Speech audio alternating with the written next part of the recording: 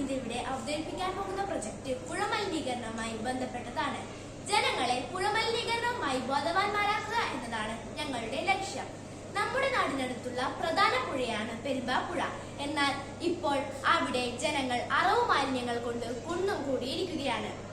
44 നദികളുണ്ടെങ്കിലും കേരളത്തിന്റെ ഭൂപ്രകൃതി അനുസരിച്ച് മാർച്ച് ഏപ്രിൽ മാസങ്ങളിൽ ഇപ്പോൾ ജലക്ഷാമം ഏറി വരികയാണ്.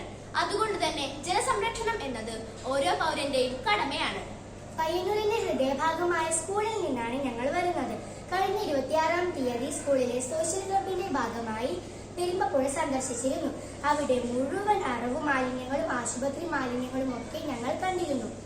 പല രാത്രികളിലും ജനങ്ങൾ അവിടെ അറവു മാലിന്യങ്ങൾ ഒഴുക്കിവിടാറുണ്ട്. ജനങ്ങളെ പുഴ മലിനീകരണവുമായി ബോധവാന്മാരാക്കുകയും കൂടാതെ ചില സ്കൂളുകളിൽ കുട്ടികൾ ജലം പാഴാക്കുന്നുണ്ട്. അവരെ കൂടെ ബോധവാന്മാരാക്കാനാണ് ഞങ്ങൾ ഇന്നിവിടെ കൊണ്ടുവന്നിരിക്കുന്നത്. പല വികസിത രാജ്യങ്ങളും ഇപ്പോൾ മലിനജലം ശുദ്ധജലമാക്കി മാറ്റുന്ന പല പ്രൊജക്ടുകളും കൊണ്ടുവരികയാണ്. അത് നമ്മുടെ ഈ പ്രൊജക്ടിലൂടെ ലളിതമായി ചെയ്യാൻ സാധിക്കുന്നതാണ്. അതെങ്ങനെ ചെയ്യാമെന്ന് ഇനി ഞങ്ങൾ പറഞ്ഞു തരാം.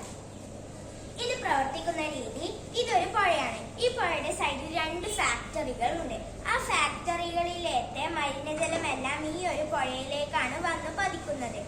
അതുപോലെ തന്നെ ക്രഷർ യൂണിറ്റ്, ഫിഷ് ടാറ്, ഇതിലുള്ള മലിനജലമെല്ലാം ഈ ഒരു പുഴയിലേക്കാണ് വന്ന് പതിക്കുന്നത്.